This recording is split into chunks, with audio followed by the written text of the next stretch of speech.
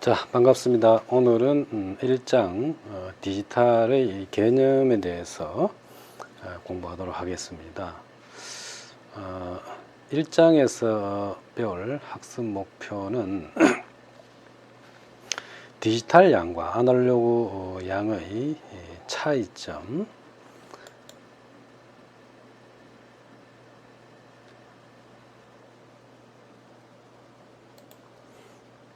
디지털 양과 아날로그 양의 차이점, 그 다음에 디지털 양으로 표현하는 방법으로 전압으로 표현을 합니다. 그 다음 펄스파형, 그 다음 논리연산, 그 다음 IC의 핀 번호에 대해서 공부를 하게 되겠고,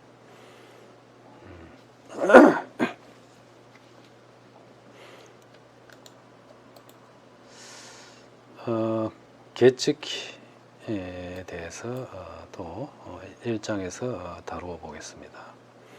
그리고 프로그램 가능한 논리 소자에 대한 이해. 그래서 이제 1장은 이제 디지털의 개념, 디지털에 대한 이제 전반적인 내용을 다루게 되겠습니다. 자, 먼저 디지털 양과 아날로그 양의 차이점. 아날로그 양은 연속적인 값을 가집니다. 반면에 디지털 양은 이제 이산적인 값을 가지게 된다.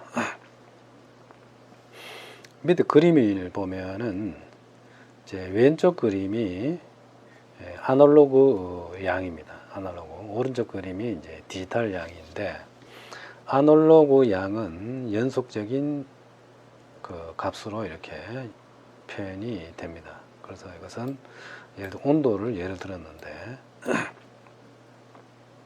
그래서 이 아날로그 양은 이제 실제 현상을 그대로 시간에 따르는 그 연속적인 형태로 이렇게 그 신호를 나타내는 겁니다. 그래서 아날로그 신호라 그러죠. 그래서 아날로그 신호는 자연계에 있는 모든 신호는 기본적으로 아날로그 신호다, 이렇게 볼 수가 있습니다. 뭐 새소리, 바람 소리, 뭐 온도, 이런 것들 다 연속적인 그 신호입니다. 근데 이제 디지털 신호는 이산적인 값으로 나타냅니다. 그래서 이 연속적인 값이 아니죠. 그래서 보면은 어떤 특정 지점, 아날로그 신호 중에 자, 특정 지점의 값을 이렇게 샘플링해요. 이렇게. 자, 이 지점이죠. 자, 여기서 샘플을 찍어냅니다. 이렇게. 이 샘플로 찍어낸 값들을 이제 시간에 따라서 이렇게 표시해 놓은 것이 바로 디지털 양입니다. 그래서 디지털 양은 연속적이지가 않고 어떤 그 디스크리트하게 이렇게 나옵니다. 이산적이다. 그리고 이 아날로그 값을 이제 그 디지털 양으로 바꿀 때도 똑같이 바뀌지는 않습니다. 이 아날로그 신호에 자, t = 0에서의 값을 자, 이렇게 이제 디지털 양으로 이제 바꿔주는데 거의 같지만은 완전히 같지는 않다.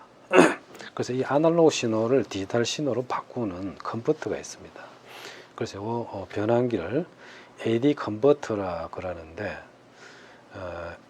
이 AD 컨버터를 통해서 아날로그 신호를 디지털 신호로 바꿔줍니다.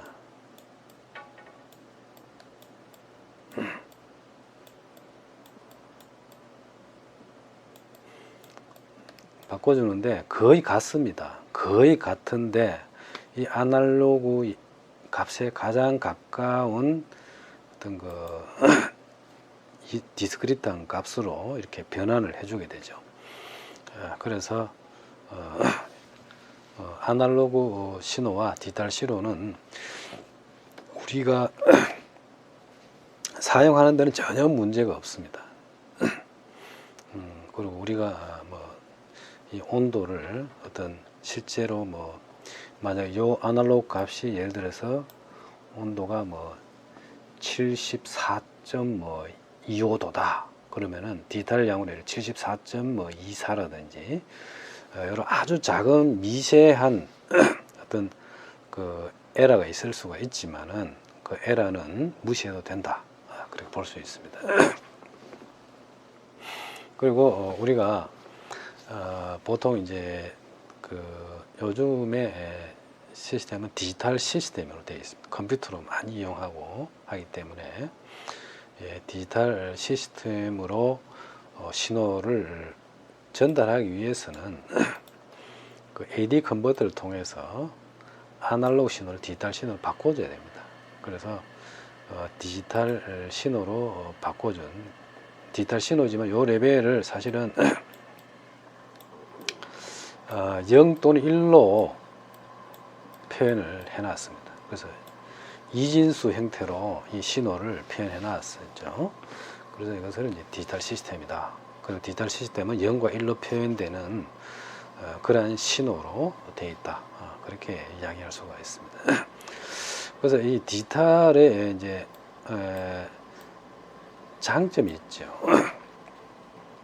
보통 우리가 인간이 이용하기 위해서 이제 디지털 신호로 바꿔주는데, 그럼 왜 자꾸 아날로그 신호를 디지털 신호로 바꿔서 이용하려고 하느냐 하는 것은 이 디지털 신호를 이용하게 되면 제일 큰 장점이 노이즈에 강하다는 거죠. 노이즈. 원래 신호에서 약간의 그 오차는 가질 수 있겠지만은 노이즈가 들어왔을 때 이 디지털 신호는 굉장히 강하다. 그렇게 이야기를 할 수가 있습니다. 그래서 제일 핵심이 아날로그 신호를 우리가 어떤 이용할 수도 있겠지만은 이거보다는 디지털 신호는 이제 0과 1로 표현되니까 0과 1로 표현되는 이 디지털 신호로 하는 것은 외부에서 들어오는 노이즈에 강하다는 겁니다. 그래서 우리가 현대 사회에서 뭐 스마트폰이라든지 컴퓨터 이런 걸 이제 써보면은 거의 노이즈의 영향을 타지 않는 걸 볼 수가 있습니다. 그것은 왜 그러냐? 바로 디지털 신호로 정보를 전달하거나 저장을 하기 때문에 그렇습니다. 그래서 디지털 신호, 0과 1로 표현되는 디지털 신호로 정보를 저장하기 때문에 0과 1로 표현되는 디지털 신호는 외부 노이즈에 대단히 강하다. 그렇게 이해를 할 수가 있습니다. 그래서 TV 신호 같은 경우에도 과거에는 아날로그 TV였는데 요즘은 다 디지털로 바뀌었죠. 그래서 디지털로 바뀌었기 때문에 요즘에 어떤 정보가 어떤 전달하는 과정에서 에러가 발생이 거의 없다. 그렇게 이야기할 수가 있습니다. 자, 그 다음에 아날로그 시스템과 디지털 시스템 혹은 디지털 아날로그의 계명, 이렇게 이제 구분할 수 있는데, 자, 보통 이제 아날로그 시스템은 오리지널 사운드 신호가 만약에 마이크로폰을 통해서 입력이 되면은 자, 아날로그 오디오 신호가 나옵니다. 그래서 이것을 증폭기로 증폭을 하게 되면은 자, 증폭된 신호에는 원래 이제 오디오 신호에는 원래의 오디오와 노이즈가 포함이 되어 있습니다. 그런데 이 증폭기를 통하게 되면은 아날로그 증폭기죠. 그러면은 여기에 신호에는 실제의 오디오 신호와 노이즈 신호가 같이 증폭이 됩니다. 그래서 이 증폭된 원래의 신호뿐만이 아니고 증폭된 노이즈도 같이 나오게 되어 있습니다. 이런 특징이 있죠. 근데 이제 아날로그와 디지털의 겸용인 경우 한번 봅시다. 요 디지털로 정보를 저장을 해놨습니다. 그래서 이 저장된 디지털 데이터는 0과 1로 되어 있습니다. 0과 1로 된 디지털 신호를 받아 가지고 자, DA 컨버터를 통합니다. 이것은 디지털 신호를 아날로그 신호로 바꿔주는 장치죠. DA 컨버터가. 그래서 디지털 신호를 아날로그 신호로 변환을 해서 리니어 앰프를 통해서 사운드 웨이브를 발생시키게 됩니다. 자, 여기서 보통 이 방법을 쓰게 됩니다. 디지털만 가지고는 완전한 시스템을 구축할 수가 없습니다. 그래서 아날로그와 디지털이 겸용하는 것이 대부분의 시스템입니다. 왜냐하면 우리 인간은 아날로그 신호에 익숙해져 있습니다. 아날로그 신호를 우리가 들을 수가 있고 우리가 느낄 수가 있는 거죠. 이 디지털 데이터는 암호로 되어 있기 때문에 우리가 디지털 데이터가 지나가더라도 그 의미가 뭔지도 몰라요. 그래서 이것을 알려면은 어떤 아날로그 시그널로 바꿔서 우리가 인간에게 전달되게 되어 있어요. 그래서 대부분의 시스템은 디지털과 아날로그를 같이 쓰는 시스템이다, 이렇게 볼 수가 있습니다. 자, 그 다음에 디지털을 표현하는 것은 이진수입니다. 이진수. 디지털 신호는 이진수인데 0과 1로 표현된 이진수인데 이 0과 1은 전압으로 표현이 됩니다. 전압으로. 전압의 롤리 레벨이라 그러죠. 그래서 0은 보통 로 볼테이지를 나타내고 하이는 1을 나타냅니다. 그래서 우리가 전압 레벨로 롤리 레벨을 표현하는데 전압 레벨이 하이 레벨인 쪽이 1로 보고 롤리 값으로 노 레벨 값을 롤리 값으로 0으로 볼 수가 있습니다. 그런데 이 0과 1은 어떤 특정한 어떤 그 전압 레벨이 아니고 어떤 레인지를 갖고 있어요. 레인지. 그래서 이 범위 내에서 레벨이 노이즈를 탄다든지 이렇게 하면은 1입니다. 이게 하이 볼테이지 레인지에서도 노이즈는 타지만 1을 나타낼 것이고 로 볼테이지 레인지에서도 마찬가지로 노이즈는 타지만은 결국 0을 나타냅니다. 그래서 노이즈가 강하다는 거죠. 0과 1을 논리 레벨을 벗어나지 않는다면 노이즈에 의해서 그 디지털 값은 노이즈의 영향이 없게 되겠죠. 근데 이제 이 노이즈가 굉장히 심해 가지고 이 논리 값의 범위를 벗어날 경우에 이런 경우에는 논리 값이 0일 벗어날 수가 있겠죠. 그런 경우에는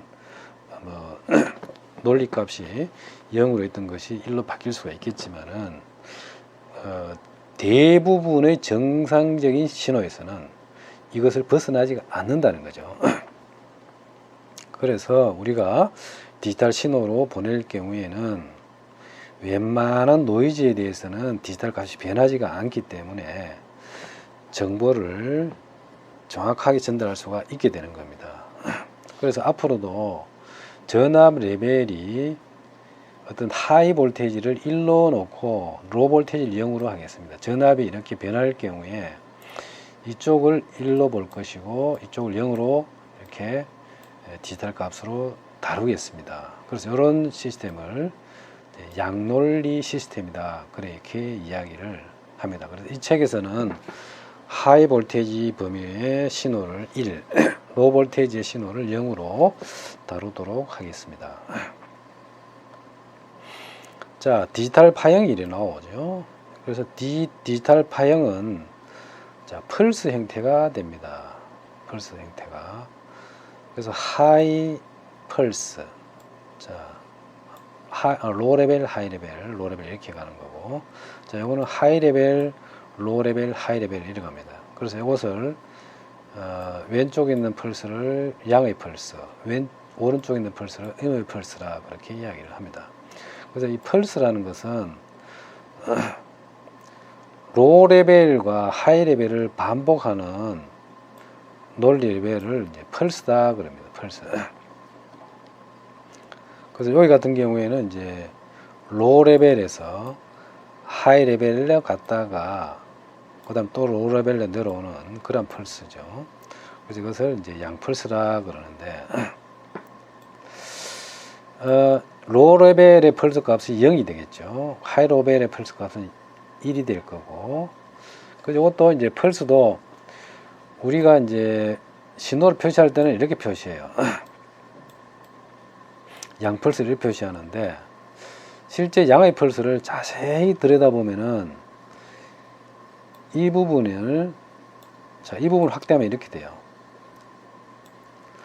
그리고 여기서는 이제 어떤 절벽 완전하게 그냥 탁 올라가는데 자세히 보면은 어떤 슬로프를 가지고 올라가게 됩니다. 이렇게 여기서 이렇게 라이징을 하다가 또 오버슈트도 나오고 이렇게 보면은 꼭 펄스 디지털 신호의 펄스도 우리가 신호를 이제 길게 놓고 보면은 이렇게 펄스로 보이는데 짧게 놓고 보면은 이렇게 아날로그처럼 이렇게 변한다는 걸 우리가 볼 수가 있습니다. 그래서 이 펄스의 시간을 이제 라이징 타임, 펄스가 10% 레벨에서 90% 레벨까지 변하는 것을 라이즈 타임, 반대로 자 90% 레벨에서 10% 레벨로 떨어지는 시간을 폴 타임이라고 이야기합니다. 폴 타임. 그 라이즈 타임, 폴 타임. 그리고 펄스 폭은 50%와 50%, 펄스의 50%에서 50%의 두 점 사이의 시간이 펄스 폭이라 그럽니다. 그리고 이 디지털 펄스에서도 보면 오버슈트가 있습니다. 오버슈트가 있고, 그 다음에 링잉 현상이 나타납니다. 그래서 우리가 보통 우리가 펄스를 이렇게 표시를 합니다. 그립니다. 그래서 이걸 자세히 보면은 이렇게 아날로그 신호처럼 라이징 타임, 그 다음에 오버슈트, 링잉, 또 폴링 타임 이런 것을 우리가 펄스에서 자세히 보면은 아날로그처럼 이렇게 변하는 걸 볼 수가 있습니다. 그렇지만은 우리는 이러한 펄스의 모양을 쓰지 않고 책에서는 우리가 앞으로 그릴 때는 펄스를 이렇게 쓰겠습니다.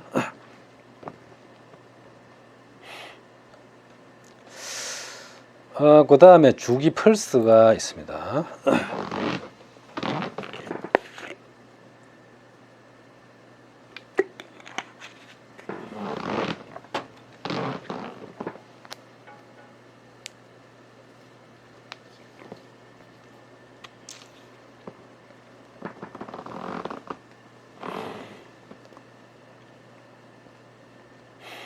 어떤 주기를 가지고 있는 펄스를 나타냅니다.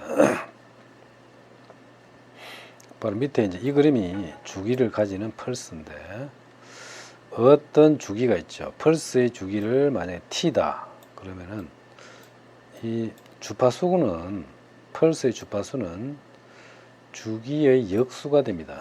t분의 1이 됩니다. 그래서 주파수와 이 펄스의 주기는 서로 역의 관계다 그렇게 이야기할 수가 있습니다. 그래서 이 주파수가 높을수록 펄스의 주기는 짧다 그렇게 볼 수가 있어요. 그래서 우리가 보통 이제 어떤 펄스의 주파수가 높을수록 바로 이 디지털 시스템의 속도가 빠르다 이렇게 볼 수가 있습니다. 그래서 우리는 보통 디지털 시스템은 비주기적인 파형은 잘 안 씁니다.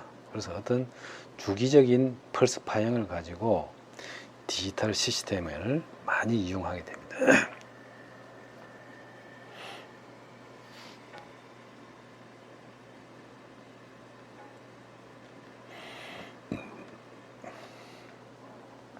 그래서 펄스의 듀티 사이클이라는 것은 T분의 TW, 자 주기분의 펄스 폭을 듀티 사이클이다 그렇게 이야기합니다. 듀티 사이클은 주기분의 펄스 폭, 이게 이제 펄스 폭이고, 자, 이쪽에 이제 주기죠. 그래서 주기분의 펄스 폭이 바로 듀티 사이클이다. 그렇게 이야기할 수가 있습니다. 정의입니다. 정의. 주기분의 펄스 폭을 듀티 사이클이라고 정의를 한다. 일반적으로 씁니다. 이것을 우리가 디지털 시스템뿐만이 아니고 다른 데서도 펄스가 있을 때 듀티 사이클이 얼마다 그러는 것은 주기분의 펄스 폭입니다. 그래서 보통 이제 0%에서 뭐 100% 사이가 되겠죠. 자, 이진 정보를 운반하는 디지털 파형. 그래서 자, 우리 A라는 디지털 신호가 있다고 합시다. 그러면은 로 레벨이 0입니다. 로. 이진수는 0이고 하이 레벨이 1이 되죠. 1, 0, 1, 자, 이쪽 0입니다. 0, 0, 1, 1, 또 0, 0, 그래서 1, 0 이렇게 우리가 어떤 지점, 어떤 디지털 시스템에서 어떤 지점의 신호는 0과 1로 표현이 된다. 그렇게 볼 수가 있습니다. 0과 1로. 0 아니면 1이죠. 디지털 시스템의 어떤 지점의 신호를 관찰했을 때 그 지점의 신호는 하이 볼테이지면 1, 로우 볼테이지면 0 이렇게 판단할 수가 있습니다. 그 다음에 타이밍도라는 게 있습니다. 어떤 디지털 시스템에 있으면은 자, 이쪽에 이제 타임이죠. 타임. 어떤 파형을 시간에 따라서 어떤 디지털 신호의 파형을 시간에 따라서 그려놓은 것을 그래프를 타이밍도다 그래 이야기합니다. 어떤 디지털 시스템에서의 지점 A 지점 혹은 B 지점, C 지점에서의 어떤 그 디지털 값들을 시간에 따라서 이렇게 그려 놓았어요. 그래서 이것을 타이밍도다 그럽니다. 그래서 A 신호 같은 경우 이 점에서 0이 될 거고 이 점에 1이 되고 0, 1 0, 1, 1이 되겠죠.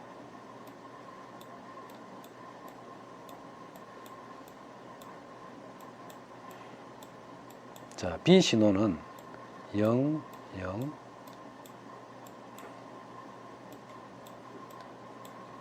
이렇게 되겠죠. 자, C 신호는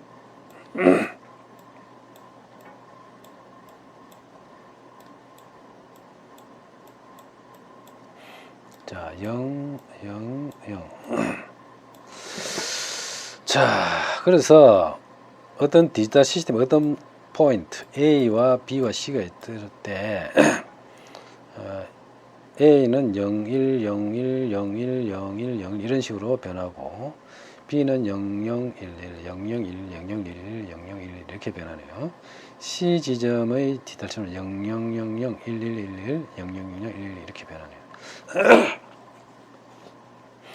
어떤 특정 지점에서 ABC 신호를 조합을 해보면 이 지점에서 ABC는 ABC 세 개의 지점을 가지고 이제 조합을 해가지고 어떤 코드를 만들 수가 있다 그러면은 000이 될 겁니다. 이 지점에서. 그 다음에 이 지점에서 ABC는 110이 되겠죠. 또 이 지점은 ABC의 값이 112 이렇게 세 점을 디지털 신호를 이렇게 결합을 해가지고 어떤 세 점의 어떤 암호를 우리가 읽어낼 수도 있게 되겠죠.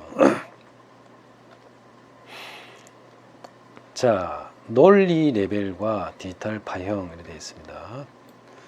어떤 그 데이터 전송, 자, 데이터란 어떤 형태의 정보를 전달하는 비트들의 그룹, 비트들의 그룹입니다.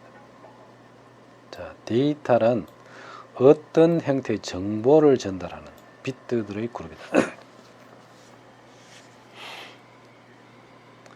우리가 이진수를 나타내는 한 자리를 비트라고 합니다. 비트.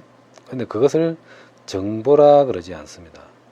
이진수를 나타내는 한자는 0이나 1 이렇게 하는데 그걸 정보라 하지 않고 그냥 한 비트라 그래요. 그래서 정보라는 행태를 띄려면은 어떤 몇 개의 비트가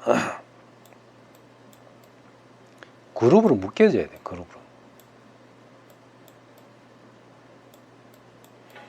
뭐 4개의 비트가 되든지 하여튼 이렇게 하나 둘 셋 넷 다 보통 한 8개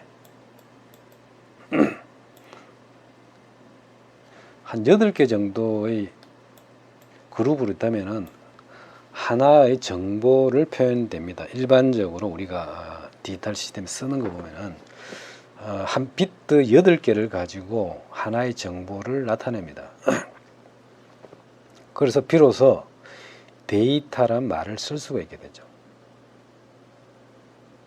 그래서 이진수를 나타내는 하나의 비트로는 정보를 나타내기가 어렵고 보통 한 8비트 그래서 이걸 바이트라 그러잖아요. 바이트. 우리가 8비트를 바이트라 하는 이유가 보통 8비트로 갖도록 정보를 나타내니까 그래서 이걸 쓰는 거예요. 자, 8비트를 1바이트라고 하죠. 자, 여기도 보면 하나, 둘, 셋, 넷, 다, 일곱, 8개잖아요, 이게. 8개죠. 둘, 셋, 넷, 다, 일곱, 8개를 가지고 컴퓨터와 프린터 사이에 어떤 정보를 병렬로 전달할 수가 있어요. 병렬로. 여러분들 그 컴퓨터 있죠? 컴퓨터와 프린터 사이에 8비트로 컴퓨터에서 프린터로 정보를 보내줍니다. 전송시켜주죠.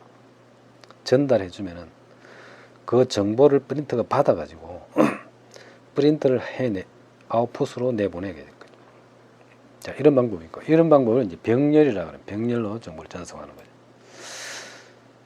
그 다음에 컴퓨터와 모뎀 사이에는 이제 직렬로 전송을 합니다. 이런 경우는 이제 한 비트씩 전달합니다. 그런데 정보를 띄려면은 8비트를 보내야 되죠. 그래서 한 번에 직렬로 보내야 돼 8비트씩 이렇게 정보를 쭉 보내겠죠. 그래서 그러면은 받는 쪽에서는 8비트를 직렬로 받아가지고 하나의 정보가 왔다. 그래서 하나의 데이터가 왔다. 이렇게 알 수가 있죠. 그래서 데이터라는 것은 어떤 정보를 가진 비트 그룹이다. 그리고 이 데이터를 전송하는 데는 직렬로 전송하는 방법과 병렬로 전송하는 방법이 두 가지가 있다는 거죠. 자, 그 다음에 기본 논리 연산이 있습니다. 기본 논리 연산. 자, 기본 논리 연산에는 3가지 연산이 있다.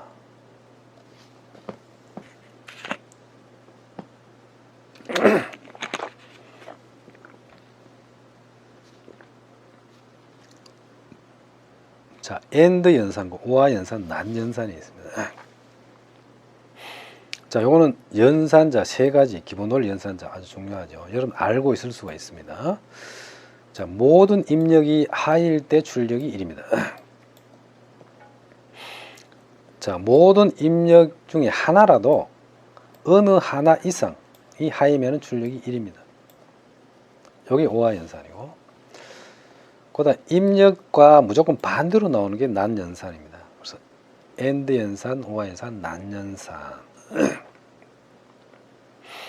이런 3가지의 연산을 기본 논리 연산이라 그럽니다.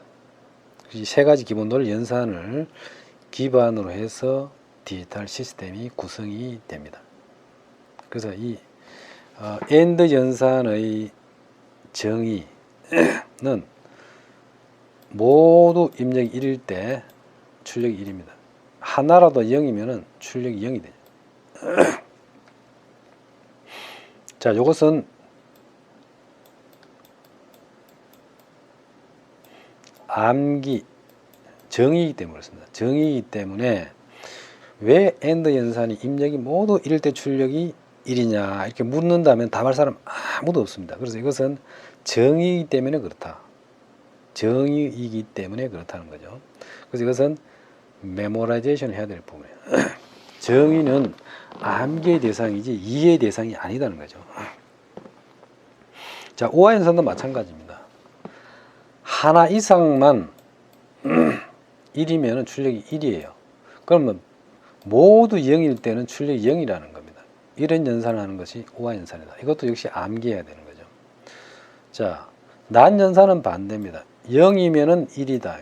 0이면 1이면은 출력이 0입니다. 이걸 인버터라 그러면. 자, 요 난연산도 마찬가지로 이제 암기를 해야 됩니다. 그래서 엔드 연산과 오화제 연산, 난연산을 기본적인 연산자다. 그렇게 이야기합니다. 그래서 디지털 공학이 요 세 가지 기본 논리 연산을 기본으로 해가지고 디지털 시스템이 구성이 되어 있다. 이래 볼 수가 있습니다. 자, 여러분들 회로 이론에 보면은 R과 L, C, 그 다음 인풋 이래 되어 있죠. 자, 디지털 공학에도 구성 요소가 AND, OR, NOT과 인풋 이래 되어 있습니다. 아주 유사하죠. 그래서 AND, OR, NOT이라는 연산자는 바로 회로 이론에서의 R 저항이죠. 저항. L은 인덕터, C는 커패시터에 해당되는 그러한 아주 구성 요소다는 거죠. 디지털 시스템의 구성 요소가 바로 AND와 NOT이라는 거죠.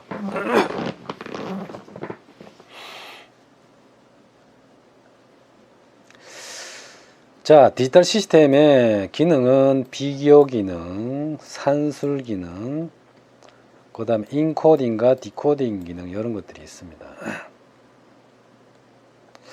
그 다음에 데이터 실렉터 기능, 그 다음에 저장 기능 이런 것들이 디지털 시스템의 기능입니다. 자, 저장 기능에는 플립플랍이라는 게 있습니다. 그래서 나중에 나옵니다. 이게 앞에서 AND와 NOT 연산 논리 연산자 위에 나중에 플립플랍이 등장하게 됩니다. 바로 플립플랍이 바로 저장 기능을 갖고 있는 소자다. 그래 볼 수가 있습니다.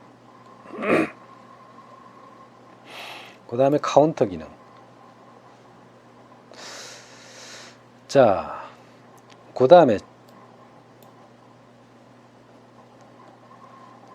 자, 오늘은 요 정도까지로 하도록 하겠습니다. 자, 여기까지 하도록 합시다.